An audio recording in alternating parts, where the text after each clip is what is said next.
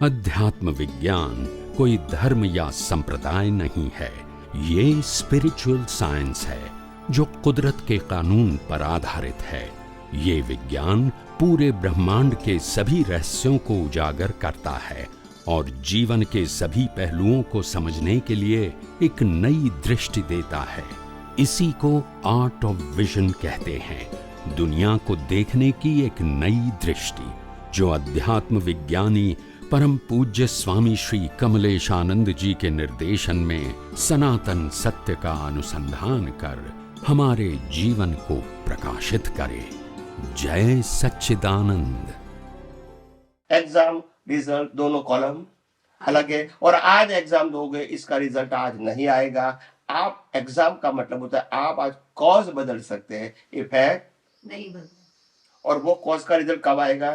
बाद में आएगा, नेक्स्ट बर्थ में। And don't connect with this birth as a exam and result physically. Exam का रिजल्ट नेक्स्ट बर्थ में ही आएगा और जो आज आप मन वचन काया से कर रहे वो 100% रिजल्ट है, उसमें 1% भी एग्जाम नहीं है टुडे। तो दोनों को जोड़ने की कोशिश मत करो। जब मैं एग्जाम बोलता हूं मतलब रिजल्ट कमिंग इन नेक्स्ट अभी कर सकता हूं, वो सब्जेक्ट नहीं आना चाहिए। It is a matter of definition. मैंने पहले भी कहा, जन्म से मौत तक मन वचन काया से जो कुछ भी होता है वो रिजल्ट है, फिर उसको चेंज करने का सब्जेक्ट कहाँ आया?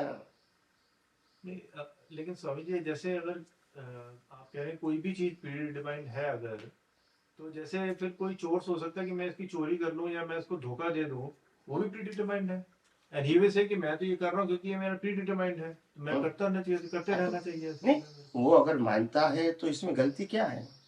उसको फिर पाप लगेगा कि नहीं लगेगा? वो कहेगा ये तो मेरा प्रीडिटरमाइंड, मेरा ऐसा ही करना चाहिए और इसी के लिए मैं पैदा हुआ हूँ, मेरे को तो बनाया ही इसीलिए है, मेरा प्रोग्राम ही एवरीथिंग इज प्रीडिटरमाइंड, तो I should continue to do this. ये is it a correct thought? तो आपने कहा कि भाई कोई चोरी करेगा और चोरी करता ही रहेगा, ये क्या प्री डिटरमिन है कि नहीं? और अगर चोरी करता है तो उसको गुनाह लगेगा कि नहीं? That's your question, correct?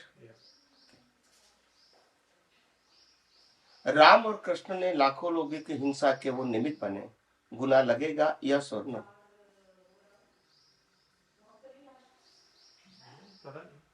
पता, तो दिस इज नॉट आंसर। यहां आ जाओ, पता नहीं वो आंसर है।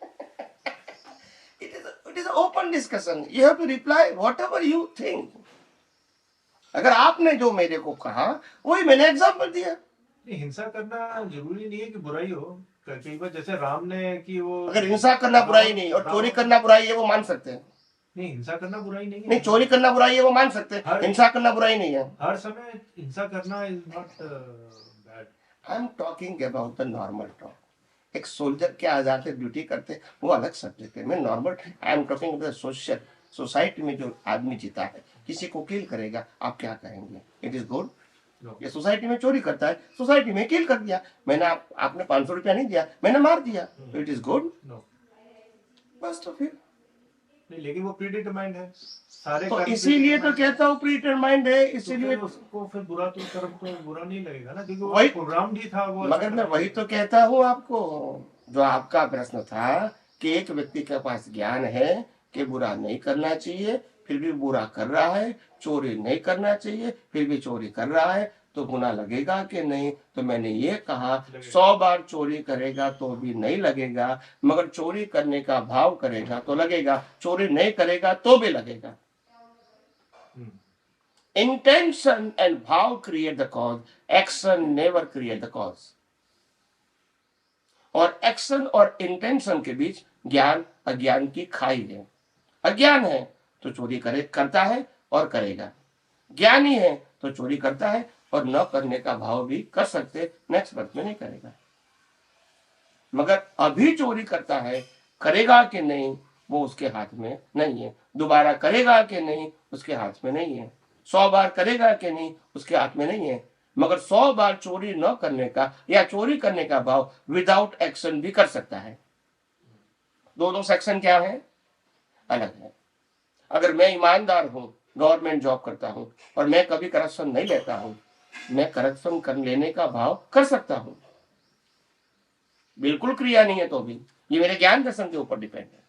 और अगर मैं करप्शन लेता हूँ मगर किसी के माध्यम से मेरा ज्ञान दर्शन चेंज हो गया तो मैं भाव नहीं करूंगा, तो भाव मेरे हाथ में है, एक्शन मेरे हाथ में नहीं है। ज्ञान आने के बाद भी करप्शन करूंगा क्योंकि वो पार्ट मेरे हाथ में है, दोनों पार्ट क्या है, अलग है। और इसीलिए रामकृष्ण महावीर से कोई भी व्यक्ति है, उन्होंने कुछ भी किया है वो इसीलिए रिस्पॉन्सिबल है क्योंकि उसका ज्ञान अलग था और क्रिया अलग थी। मगर ज्ञान क्रिया दोनों एक हो जाता है तो फिर रिस्पॉन्सिबिलिटी आती है, इसका नाम है अज्ञान। जैसे मैंने अच्छा किया, मैंने बुरा किया, वो अज्ञान है, उससे भी कर्म बनेगा। समझ में आया? मैंने चोरी किया फिजिकली और मैं मानता हूं कि चोरी करना ही चाहिए, तो क्रिया भी किया और ज्ञान भी वही है, तो कर्म तो बनेगा। क्या कैसा कम बनेगा वो, अच्छा की बुरा? बुरा ही बनेगा ना। चोरी करना तो बुरा ही करना। और मैंने चोरी किया मगर मेरा ज्ञान क्या कहता है, चोरी नहीं करनी चाहिए, तो फिर कैसा कर्म बनेगा? तब बुरा बनेगा। नहीं करने का, नहीं करने का बनेगा ना। जब मैं खुद कहता हूं कि मेरे को नहीं करनी चाहिए, मतलब क्या, I am the creator of the cause, nature will not create the cause, they give the result of my cause. Yes और नो? ओके। अगर कॉज में अपने पास फ्रीडम है तभी तो मैं कर सकता हूँ, रिजल्ट में फ्रीडम नहीं नहीं है है। तो मैं क्या कर सकता हूँ? मतलब एक्शन हो गया आपसे और आपको उस चीज का अंदर भाव ये है, गिल्टी कहो जो कुछ भी गिल्टी है कि मुझे नहीं करना चाहिए, तो वो कॉज है। वो कॉज है, तो इससे वो जो बुरा कर्म है पूरा माइनस हो जाएगा।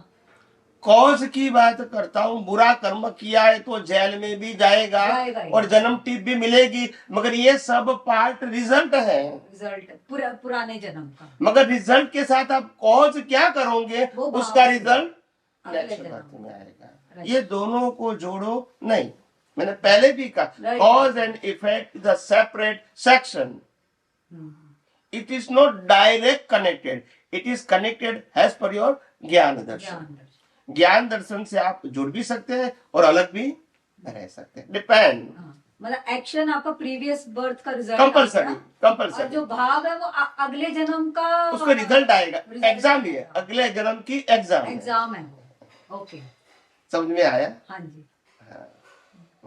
और इसीलिए एक क्वेश्चन है, जैसे जो इस जन्म में जो भी रिजल्टेंट है वो जस्ट एक जन्म पहले का ही सारा होता है कि प्रीवियस कई जन्मों का होता है? वो प्रीवियस मनुष्य बर्थ का होगा, जस्ट प्रीवियस, मतलब वन। मेरा आंसर सुनते नहीं यार, प्रीवियस मनुष्य बर्थ का ही होगा। अच्छा, मनुष्य, प्रीवियस मनुष्य वर्ग का कर्म होगा, क्योंकि मनुष्य वर्ग के अलावा जितने भी वर्ग होंगे इसमें कर्म बांधने की स्वतंत्रता नहीं है। स्वतंत्र नहीं मतलब बांध ही नहीं सकता, ओनली रिजल्ट। तो अगर मेरा मनुष्य भाव आज से 4 अवतार पहले था, उसके इन बिटवीन में कोई एनिमल में गया, नरक गति में गया, देव गति में गया, बाद में मेरा चौथा भाव मनुष्य में आया, तो ये चारों गति का कर्म मैंने कहा किया था, मनुष्य में। तो प्रीवियस मनुष्य बर्थ, समझ में आया? चारे गति की बात करता हूँ। तो उस जन्म में मैंने कुछ ऐसा कर्म भी किया कि मैं जानवर का उसमें चले गए और कुछ उसमें भी सब कट गया।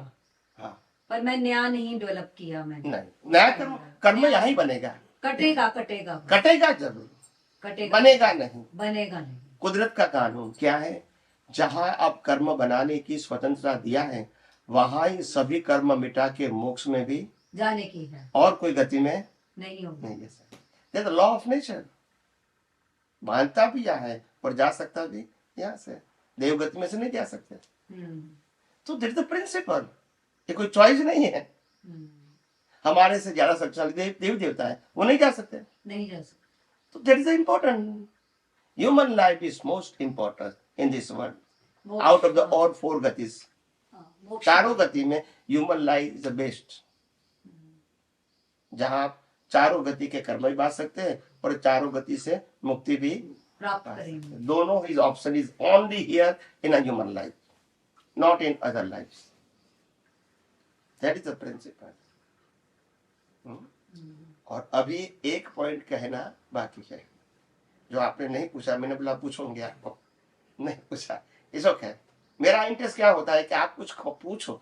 हाँ हम तो पूछ रहे हैं। नहीं नहीं नहीं, जो पूछना था आपने ये नहीं पूछा किसी ने कि कर्म नया कौन क्रिएट करता है, वो नहीं पूछा। भाव क्रिएट करें। हु क्रिएट द भाव? हाँ वही तो मैं पूछ रही थी ना कि उसमें फ्री विल फ्री विल शब्द अलग है एंड हु इज वो अलग है। कौन करता है? फ्री विल कहाँ है वो अलग है, और फ्री विल किसका है, किसके पास है, वो क्वेश्चन अलग है। फ्री विल है, फ्री विल किसके पास है? Who create the cause? अपने पास है। अपने मतलब नहीं नहीं कॉज तो नहीं है। जो घूमना पड़ा क्योंकि आपको आंसर नहीं है, वो सब्जेक्ट निकाला ही नहीं अभी तक मैंने, और आपने पूछा भी नहीं। जो पूछना चाहिए ऐसा थिंक कर कि भी चलो आपने बताया कि मनोचन का आप रिजल्ट है, तो फिर भाव कौन करता है? मेरा क्वेश्चन मैंने पहले पूछा था कि ये भाव का भी क्या प्री डिटर्मिन्ड होता है कि भाव कहा मैंने ऐसा कहा करेंगे? प्री डिटरमिन्ड कहा मैंने? प्री डिटरमिन्ड तुमने अभी भी नहीं कहता हूं ना। ऐसा मन में भाव आएगा, ये प्रीडिटरमाइंड होता है कि नहीं होता? बिल्कुल नहीं, भाव इज ऑलवेज करंट। करंट है। It's live. आप अभी 1 घंटे पहले खराब से खराब भाव कर सकते हैं और अभी अच्छे से अच्छा कर सकता है। It's a different thing and the gyan is same with you but application is different in a different sanjog. It's depend on you. नहीं, लेकिन ऐसा क्यों है? कहाँ पे लिखा है ऐसा ये कि ये भाव इज नॉट प्रीडिटरमाइंड? किसी उसमें क्योंकि लिखा है? भाव का आधार से आपका रीबर्थ है। 1 मिनट, अगर हमारा रीबर्थ और रिजल्ट एक ही है तो पुरुषार्थ शब्द की क्या जरूरत है, वो बताइए। नहीं है, फिर तो नहीं होगा। और हिंदुस्तान में सभी शास्त्रों में पुरुषार्थ बताया है और सभी धर्मों को पुरुषार्थ की बात। एम आई राइट और रॉन्ग? राइट। तो फिर क्यों बोलते हैं ये गलत वर्ड बोलते क्यों है? Why they create the confusion if it is not there? पुरुषार्थ तो करना ही है, मगर ये कहता है शब्द है ही नहीं। नहीं, आपको कुछ बोलेंगे तो उत्तर तो देना पड़ेगा ना, ऐसा रैंडम कैसे बोलेंगे? नहीं ये पूछना भी तो डिटरमिन्ड है ना। मेरे को आपसे ये प्रश्न करना है। डिटरमिनेट की बात, मैं अंडरस्टैंडिंग की, मैंने क्या कहा डिटरमिनेट नहीं है, मैं अंडरस्टैंडिंग की बात करता हूँ। तो हर बातों में जो कुछ भी बोलेंगे इसके पीछे हमारे पास लॉजिक होना चाहिए। विदाउट लॉजिक प्रेजेंट करोगे फिर आपको विड्रॉ करना पड़ेगा। क्या करना पड़ेगा? Withdraw. This is not correct. तो ये बात है, बोलने की सभी को आजादी है और अपनी बात वो रख सकते हैं, मगर उसके पीछे बैकअप तो होना चाहिए ना। विदाउट बैकअप बोले तो फिर क्या हो जाए, फिर क्या करना पड़ेगा? वो ये तो मैंने पढ़ा सुना है, मैंने कभी सोचा नहीं है, तो फिर बैकअप लेना पड़ेगा। आप समझे ना? तो cause and effect both are the different part in all human. समझ में आ गया? समझ। और एक दूसरों को कोई कनेक्शन नहीं है। एक मैकेनिकल पार्ट है, एक लाइव पार्ट है। Live part is a exam and mechanical part is a result. समझ में आया? रिजल्ट में आपका कुछ नहीं चलेगा। एग्जाम में ज्ञान दर्शन के मुताबिक और अपने एप्लीकेशन के मुताबिक पुरुषार्थ कर सकते हो। और इसीलिए आध्यात्म विज्ञान कहता है इंक्रीज योर डेवलपमेंट। तभी आपकी उपयोग करने की रेंज और पावर भी बढ़ेगा। जितना अज्ञान ज्यादा इतनी रेंज कम हो जाएगी, जितना ज्ञान ज्यादा इतनी रेंज बढ़ जाएगी। रेंज भी बढ़ेगी और स्ट्रेंथ भी बढ़ेगी।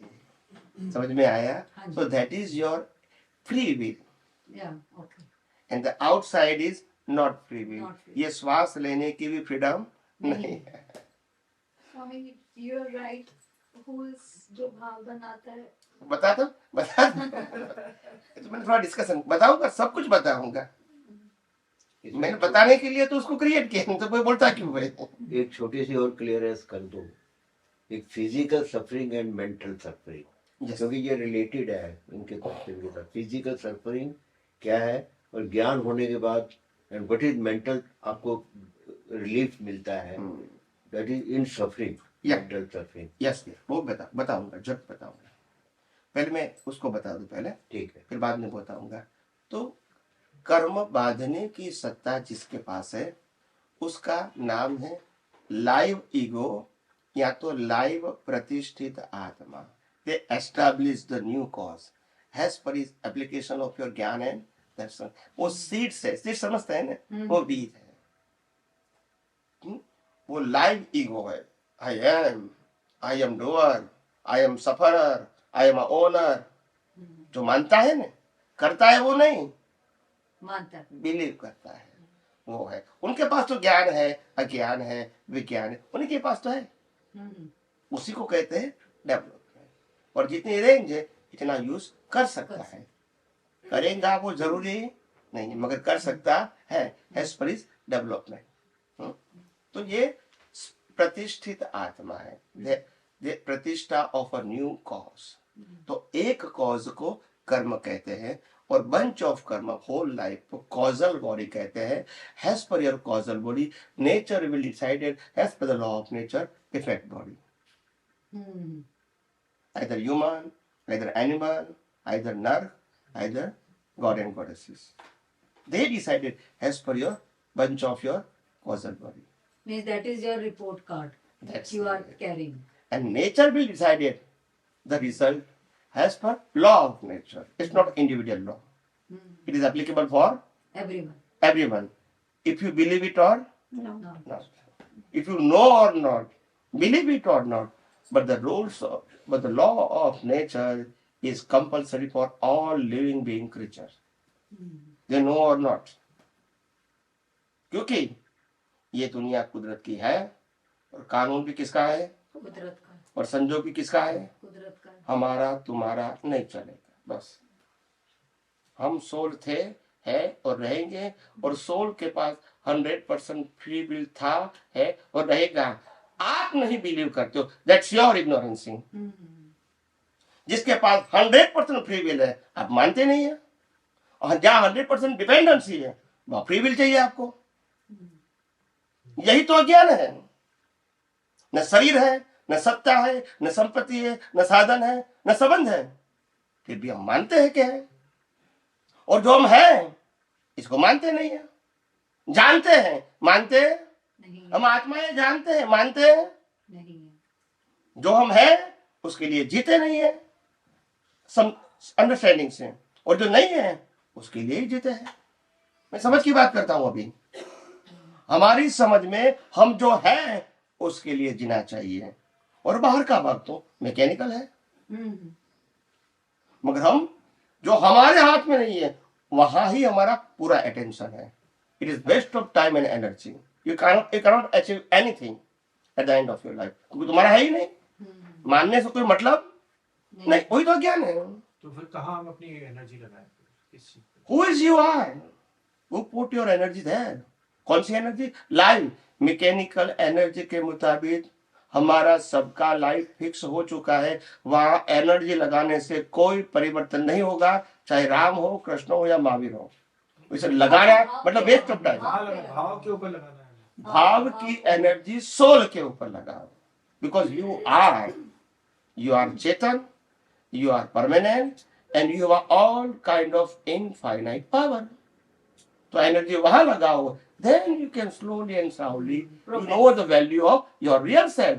अभी तो रिलेटिव सेल्फ की वैल्यू क्या है जो आपका कुछ है ही नहीं, फ्रॉम बिगिनिंग टू एंड. यही तो सबसे बड़ी अज्ञानता है, रूट कॉज ऑफ योर री incarnation. You have ignorance. Your body is not ignorance.